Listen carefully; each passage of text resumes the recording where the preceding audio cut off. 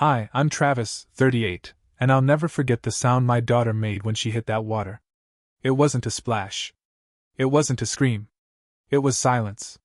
The kind of silence that makes your soul jump out of your body and run ahead of you, reaching for what you love most. And I still can't believe what my father did to stop me. Saturday was supposed to be easy. Grill some burgers, keep my distance, survive another family gathering with as little eye contact as possible. That was my rule. In and out. Minimum damage. But from the second Sophia and I pulled into the driveway, something felt wrong. The way my mom waved from the porch, too stiff. The way my sister Vanessa swayed her wine glass, too smug. And the way Sophia's little hand gripped mine, like she knew, somehow, that this wasn't a safe place to breathe. Sophia's 7. Bright, soft, unbreakably kind. That kid draws sidewalk hearts around ants so nobody steps on them. She wore her gymnastics outfit, purple leotard, black leggings, because she said the cousins might want to do cartwheels together. I didn't tell her what I really thought. Those cousins weren't kind. They were raised like Vanessa, all bite, no heart. We didn't even make it to the grill before the first shot landed. Still dressing her like a clearance bin orphan? Vanessa tossed that grenade with a smirk as she walked by, loud enough for the whole backyard to hear. Sophia shrank an inch. My teeth cracked from the pressure. But I said nothing. I didn't flinch. Because reacting meant losing. And I've lost too many times in that house. My mom chuckled, sipping wine like she'd earned a reward for raising 2 daughters, one perfect, one, me. Garbage in, garbage out, she said. Casual. Cruel. Sophia squeezed my hand tighter. I squeezed back. It wasn't even noon. Then my father showed up. Reeking of beer and disappointment. You look miserable, Travis, he said. Maybe if you weren't so soft growing up, you wouldn't be a single dad living in a shoebox apartment. Sophia heard it. I know she did. Because she looked up at me like she wanted to fight for me, and that nearly broke me. I knelt and whispered, Go sit by the pool, baby. I'll bring you a hot dog in a minute. She nodded and skipped off. I turned away for 5 seconds. 5. When I looked back, Vanessa was behind her. And then, both hands, she shoved my daughter into the deep end. Fully dressed. Sneakers, leggings, leotard. A splash, then nothing. My body moved before my mind did. I screamed her name, sprinted. I was 3 feet from the edge when something yanked me back, hard. My father's arm around my throat. Stop, he snarled. If she can't survive the water, she doesn't deserve life. I couldn't breathe. I couldn't scream. All I could see was my daughter, sinking, hair floating like smoke, eyes wide and terrified, reaching up. And Vanessa? She laughed. My mother sipped wine and said, It's just a little dip. Always such a drama queen, Travis. I kicked my father in the shin with every ounce I had. His grip broke. I dove. And for 1 second, one terrible, precious second, I didn't know if I'd reach her in time. Underwater, time doesn't move like it should. It stretches. Bends. Becomes something thick and unreal. Sophia's arms were flailing when I reached her, slow, weak. Her eyes found mine, and even in the blur of chlorine and sunlight, I saw the panic. The betrayal. Not just fear of drowning, fear that the world was cruel, and she'd never been told. I wrapped my arms around her waist, kicked upward with everything I had. The surface exploded above us, and we gasped into it, loud and messy and desperate. She was coughing, choking, clinging to me. She coughed again, hard, and something came up, a stream of water, a sick wet sound. But she was alive. I carried her out of the pool like she weighed nothing. Her little body trembled against mine. She was soaked to the bone, shoes squelching, and her face buried in my shoulder. And that's when I turned and looked at them. Vanessa, arms crossed like she just pulled off the world's edgiest prank. My father, adjusting his collar like this was some minor misunderstanding. My mother, sighing so loud you'd think she was the victim of some massive inconvenience. It was just a dip in the pool, she said again. God, Travis, you're so sensitive. Sophia whimpered. Her fingers curled into my shirt. And something in me, something that had been barely holding itself together for decades, just snapped. There was no more keeping the peace. No more staying calm or swallowing rage for the sake of family. No more pretending they weren't exactly who I knew they were. I didn't say a word. I pulled out my phone with shaking hands and dialed 911. The dispatcher's voice was calm, steady. I wasn't. My daughter, I choked out. She was pushed into a pool. She's 7. She's conscious but barely breathing. I need help. Please. The woman stayed on the line with me. Told me how to hold Sophia. Told me how to tilt her on her side in case more water came up. I followed every word like a sacred instruction. Paramedics arrived in minutes, but it felt like hours. Sophia was turning cold in my arms. The moment they touched her, I had to let go, and it nearly killed me. They wrapped her in thermal blankets, checked her lungs, got her onto a stretcher. I climbed into the ambulance beside her, and held her hand the entire ride to Riverside General. Through the window, I saw them, my family, still standing on that pristine patio. My mother frowning. My father cracking open another beer like nothing had happened. Vanessa? She was texting. That was the moment I knew they wouldn't stop until they destroyed us. And I was done playing the quiet, obedient son. At the hospital, the nurses were gentle but serious. The ER doc, a woman in her 50s with sharp eyes and zero tolerance for bullshit, asked the kind of questions that rip your heart in half. Who pushed her? Who was supervising? Did anyone attempt to prevent you from helping her?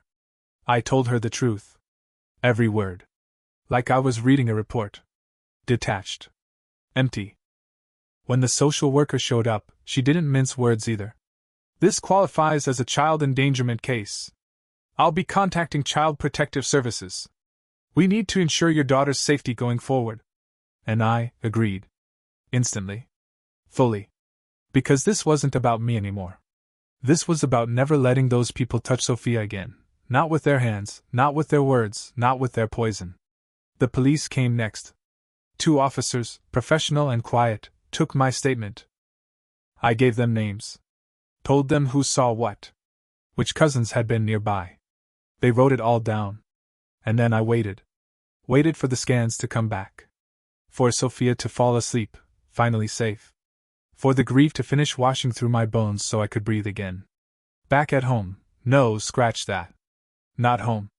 My apartment, our safe space. I locked the door behind us and sat awake all night beside her. Her breathing was steadier now. The color back in her cheeks. But I couldn't sleep. I was already planning. Already building something in my head. They had wanted to see how far they could push me. Wanted to break me. Wanted to make me choose between peace and power. Well, they'd finally succeeded. And they were about to learn what it felt like when the quiet one decides he's not playing along anymore. Midpoint, climax, breaking point, call it whatever you want. For me, it was the moment I realized. I wasn't just protecting Sophia anymore. I was going to dismantle every single structure my family had ever used to hurt us. Piece by quiet, methodical piece. I barely slept the night after the hospital. I sat by Sophia's bed, watching her chest rise and fall, every breath a small mercy. She had a low-grade fever from the water she'd inhaled, but the ER doctor said she'd fully recover. I clung to that sentence like a life raft. When dawn cracked over the blinds, Sophia opened her eyes and whispered, "Dad, am I in trouble?" My heart, that thing that had been stabbed and squeezed and stomped by my parents for 38 years, broke clean in half. "No, baby," I whispered, brushing her hair back. "You're safe now. I promise." Safe. A word she should have always had. A word my own childhood never taught me. By 9 a.m. I had a bag packed for both of us and checked into a small budget hotel across town, close enough to the hospital, far enough that not even my parents' nosy church friends would know where we were. Sophia curled up with her stuffed penguin, the one she brings everywhere, and fell asleep again. That gave me time to take the next steps. The CPS caseworker, Donna, late 40s, sharp suit, gentle eyes that missed nothing, called exactly when she said she would. She arrived at the hotel room with a leather portfolio and a voice that threaded kindness with authority. "Mr. Hargrove," she said, "what happened to your daughter is extremely serious. You did the right thing calling 911. I didn't feel heroic. I felt hollow. Still, I answered every question she asked. Every detail. The bruises on my neck from my father's arm. The way Vanessa laughed as Sophia sank. My mother sipping wine like she was watching a sitcom. Donna wrote everything down. Step by step. Fact by fact. No emotion. No assumptions. Our immediate goal, she said, is to ensure Sophia cannot be picked up, released to, visited by, or approached by any member of your parents' household. Good. Perfect. Exactly what they deserved. Donna called Sophia's school right from the hotel room.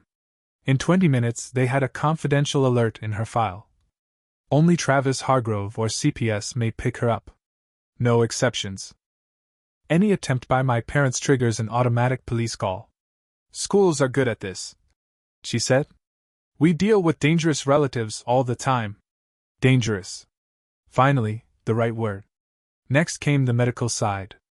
Donna coordinated with the hospital to get all documentation forwarded to the district attorney's office. Bruise photos.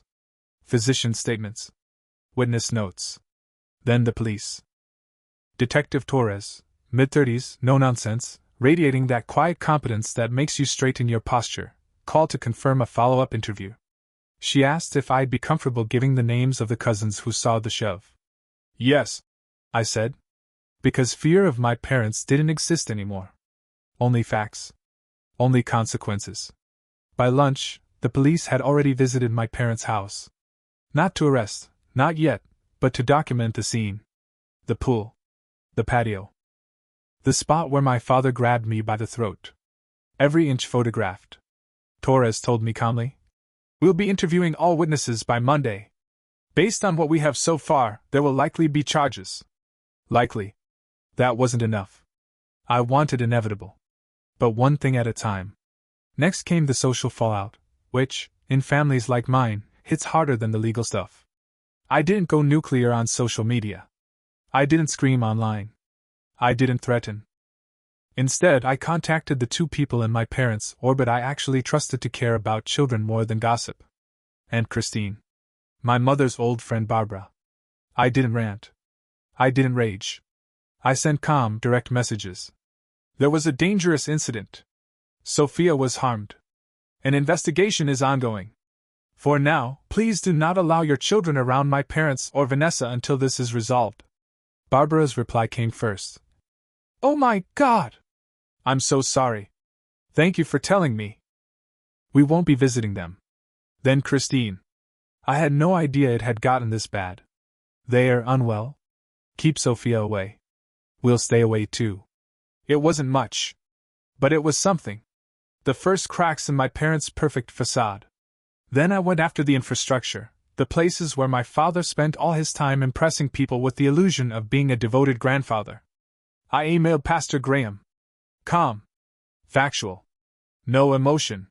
He called me back within an hour, his voice low, serious. I'm so sorry, Travis. We'll handle this quietly, but firmly. Harold will be removed from all youth programs pending investigation. No contact with minors. No exceptions. And that? That hurt my father more than any police visit ever could. I wasn't done. I contacted Greg, Dad's closest friend, the co-host of all those backyard cookouts where my parents loved to perform there. We're a perfect family. Routines. I told him the situation plainly and said I couldn't bring Sophia to the next gathering. He took it seriously. And more importantly, he shifted the cookout to another location entirely. No audience for my parents. No spotlight. No admiration. Their favorite stage, gone. By that evening, a strange calm settled over me. Not peace. No, something sharper. More focused. I wasn't fighting back anymore. I was building a fortress. And they had no idea what was coming next. Because once the shock wore off, once the adrenaline drained out of my bloodstream, what remained in me was cold, disciplined clarity. The kind of clarity you get only after you've watched the people who raised you try to drown your child. I wasn't going to scream. I wasn't going to throw punches. I wasn't going to go online and blast them with a dramatic exposé. No. My revenge would be structural. The kind they wouldn't see coming until it was already airtight around them. By the next morning, I had a plan. A systematic dismantling of every access point they'd ever used to reach me. And I started with the smallest moves, The ones that don't look like warfare until you realize every step is a brick in a wall you can't climb. The first brick, my phone. I changed my number. Quietly. Without announcement. Only 6 people got the new one. Sophia's school. Detective Torres. Donna from CPS. My attorney. My friend Natasha. And Greg, the only person in my father's circle who treated me with actual human decency. The rest? Silence. Then I switched my mailing address to a private P.O. box for all school and medical documents. No more envelopes left at my old apartment door where my parents could snoop if they ever got desperate or drunk enough to try. Second brick, my home. New deadbolts. Security chain. Door reinforcement plates. Motion lights. Exterior camera with a backup battery and local storage. I wasn't paranoid. I was prepared. My father grew up in a generation of men who believed that family rules trumped the law. He'd already shown he was willing to put his arm around my throat. I wasn't giving him another inch. Third brick, Sophia's world. Her school counselor, Ms. Patricia, called to confirm she had assigned herself personally to Sophia's morning and afternoon watch list.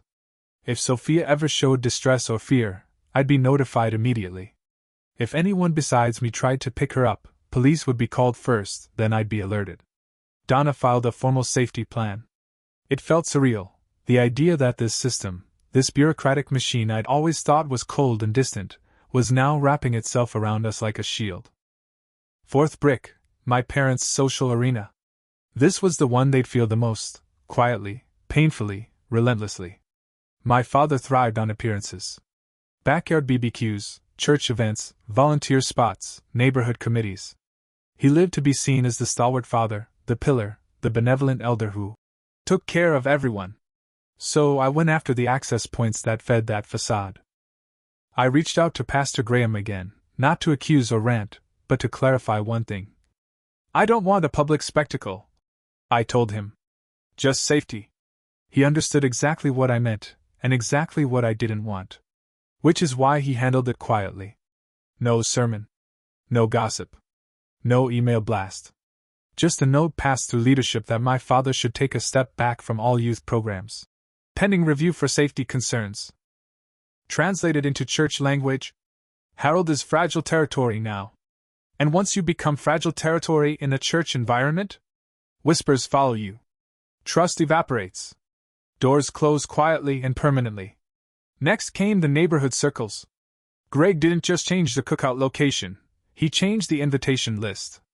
When my father found out the event he always helped host had been moved to someone else's yard, without him, that alone was a blow to his ego I'd waited half a lifetime to see. But the bigger blow was this. When he asked Greg why Greg didn't lie, he told him straight. Travis told me what happened. I'm standing with him. My father hates 2 things. Being challenged. And being abandoned socially. Now he was getting both. Fifth brick, my lawyer. Lawrence Brennan, a family law specialist, reviewed everything, my daughter's ER documents, the CPS reports, the police notes. He drafted an emergency no-contact letter and sent it that same afternoon to both CPS and the police department. This isn't a restraining order, he explained. This is groundwork.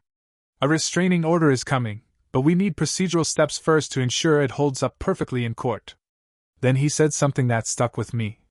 What your parents did is not a family dispute. It's a pattern of escalating violence. The system is going to take this seriously. And so will every judge who sees this. Sixth brick, child safety education. I enrolled Sophia in professional swim lessons, real ones, with licensed instructors who specialized in children who'd experienced water trauma. Not because I wanted her to get over it. Because I wanted her to reclaim it. I watched her from the observation window as she learned to float again. Learned to kick. Learned to breathe. The instructor held her gently, firmly. They didn't rush her. They didn't force her. They taught her the water didn't own her fear. She came out of that first lesson shaking, but smiling. Dad, she whispered. I wasn't scared that time. I almost cried right there in the locker room hallway. Seventh brick, the one that told me I was becoming someone new. I started telling her bedtime stories about brave kids who learned to swim in magical oceans. Not because I wanted to rewrite the trauma, but because I wanted to rewrite what came after it. Kids interpret the world through stories. And I wanted her story to be about strength, not fear. My parents? They didn't know any of this was happening. They had no idea their access to me was evaporating. They didn't know the community around them was quietly pulling away. They didn't know CPS had flagged them. They didn't know a no-contact order was already in process. They didn't know their perfect family reputation was slipping through their fingers like water Sophia would never drown in again. All they knew, at least for now, was silence. The kind of silence that feels like abandonment when you've spent your whole life believing people should orbit you, and never the other way around. This wasn't chaos. This wasn't vengeance. This wasn't drama. This was architecture. The construction of a fortress. A life where my daughter would never again rely on luck to survive her own family. And the most beautiful part: they hadn't even seen the true collapse yet. There's a strange, almost surgical satisfaction that comes with reclaiming control after a lifetime of being stripped of it. It doesn't come from yelling, or slamming doors, or delivering one of those Oscar-worthy "I'm not your victim anymore" speeches. It comes from paperwork. Documentation. Locks that click. Emails with timestamps. Names on forms. Boundaries filed, notarized, and enforced. By the time the first real legal blows landed, I wasn't angry anymore. I was beyond anger. I was clinical. Focused. Like a surgeon prepping for a procedure I'd rehearsed in my mind since I was a teenager, with a bruised rib and a fresh excuse for why I fell down the stairs. And the procedure started with a knock. 1 week after the incident, I returned to my parents' house for one reason only: to collect every last piece of Sophia's belongings. I didn't go alone. That part's important. This wasn't a visit. It was an extraction. I arrived with Donna from CPS and Officer Martinez from the precinct, 6 feet tall, calm, and entirely unimpressed by people who thought they were above consequences. I didn't even have to knock. My father opened the door, expecting, I don't know, maybe an apology? Maybe for me to fall back into line like I always had before? Instead, he found me flanked by state and law enforcement authority. "Travis," he said, eyes narrowing. "What is this?" Officer Martinez answered before I could. "We're here to retrieve the child's personal belongings. This is not a discussion." My mother appeared behind him like a ghost of every unresolved childhood wound. "Oh, for God's sake," she snapped. "Still playing the victim? Still dragging this out like a soap opera? You're going to traumatize Sophia with your melodrama." Donna stepped forward, utterly unshaken. "Ma'am, this visit has been authorized. I suggest you remain in the living room while Mr. Hargrove collects his daughter's property." Vanessa appeared at the top of the stairs. I ignored her. I walked past all of them like they were furniture. Like they didn't matter. Because in that moment, they didn't. I went upstairs to the guest room, or what used to be Sophia's overnight space. It was still decorated like my mother thought little girls should be, frilly, pink, suffocatingly perfect. I found her pajamas in the drawer still folded. The ladybug backpack in the closet. Her watercolors. The stuffed polar bear she kept at their house because she didn't want him to feel lonely. I packed everything into 2 bags. Slowly. Carefully. Not because I was sentimental. Because I was making sure they never had a single excuse to keep anything of hers as leverage. Downstairs, they were waiting. Not defiant. Not angry. Just confused. Like they couldn't quite grasp that the old rules didn't work anymore. That I wasn't here to explain, to argue, to find common ground. My father opened his mouth. "You really think you can erase us like this?" This time, I didn't answer. Officer Martinez did. "Mr. Hargrove," he said, pulling out an envelope. "This is your copy of the emergency no-contact order issued this morning. You are not to come within 500 feet of your granddaughter, her school, or her residence.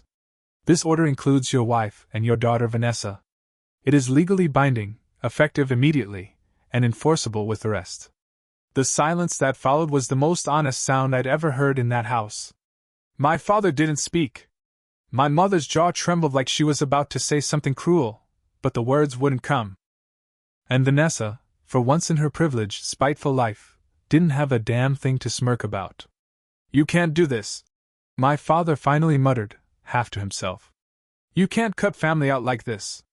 That's not how this works." I looked him dead in the eyes. "It is now." And then I left. No speeches. No tears. No apologies.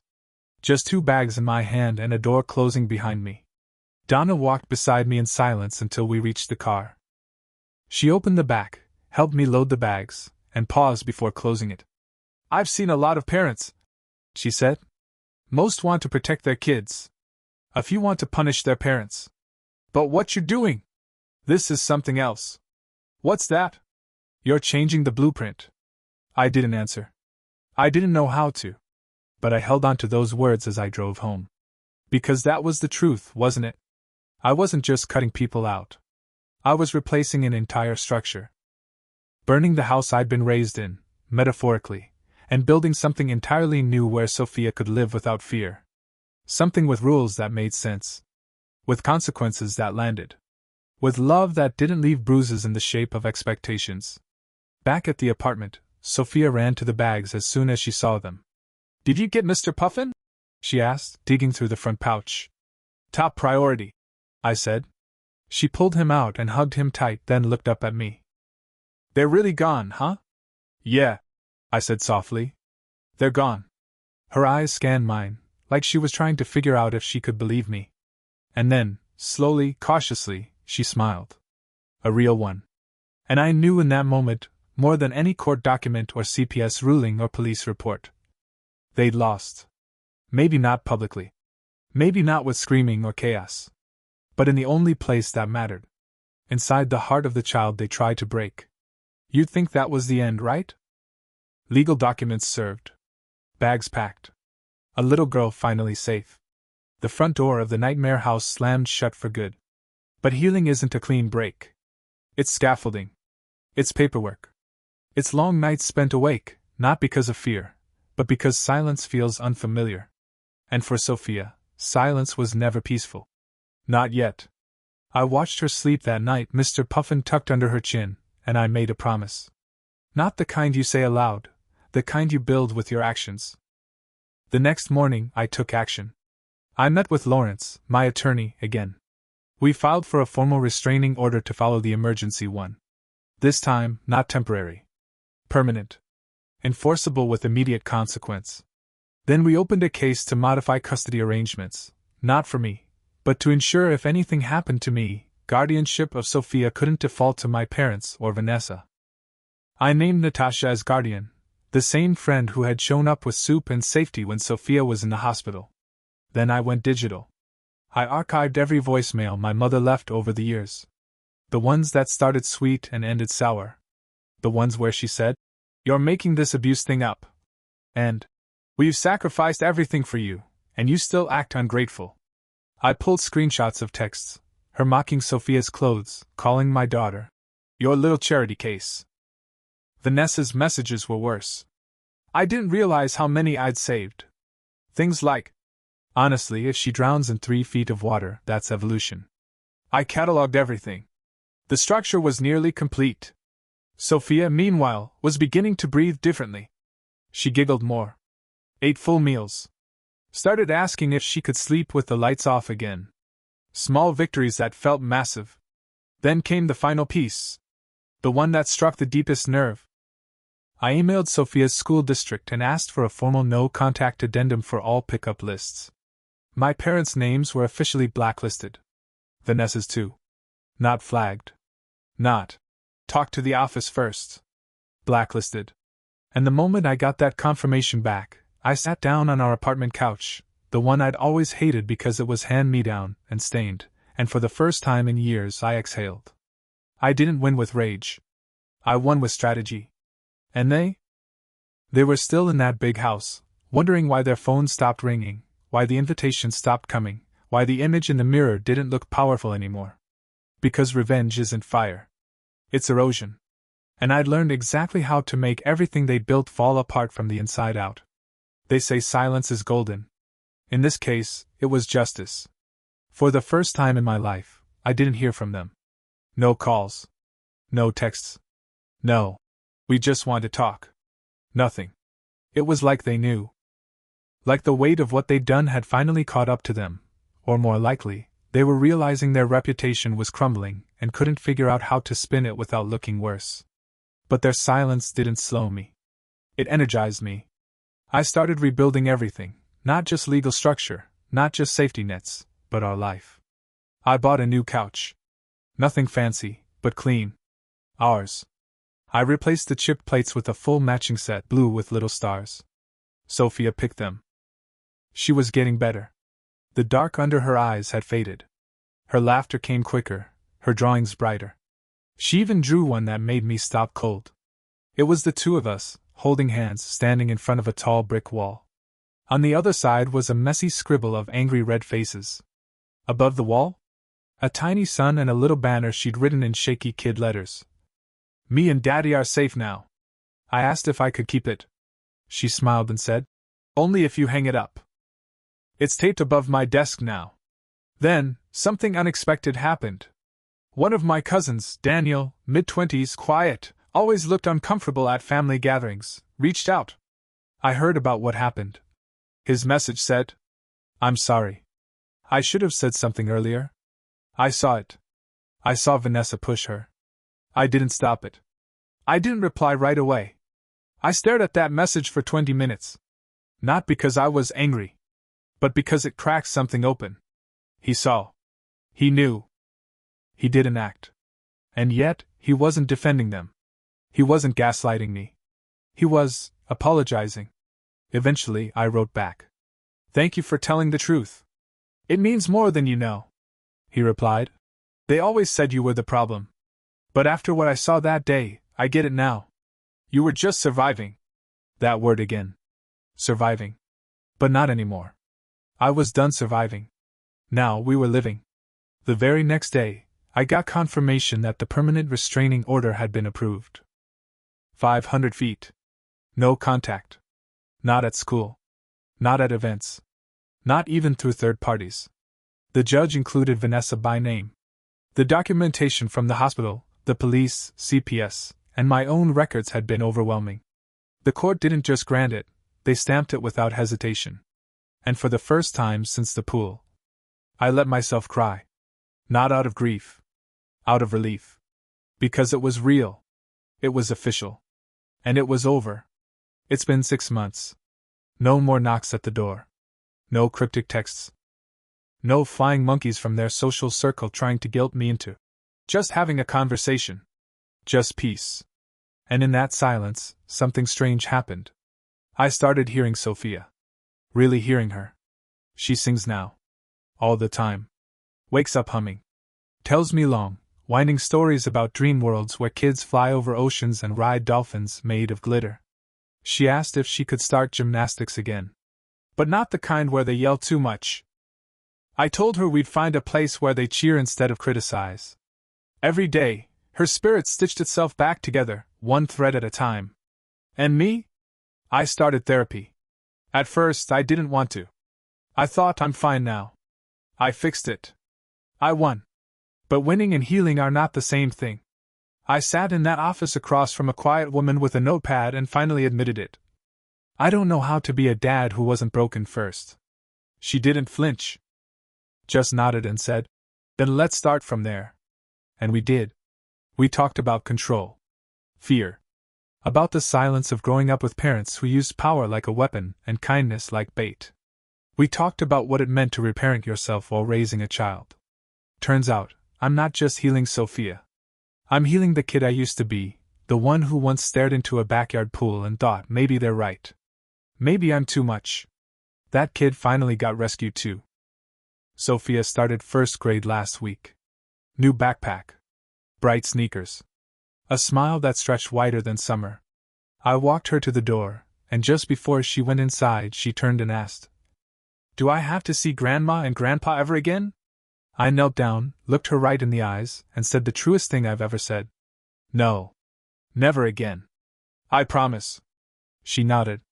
Then ran off, pigtails bouncing, chasing a classmate with laughter in her lungs. That night, after she fell asleep, curled up next to Mr. Puffin, now slightly chewed at the foot, I poured myself a single glass of wine, sat on the balcony, listened to the quiet, and smiled. I didn't need revenge. I didn't need headlines. I didn't need an audience clapping at their downfall.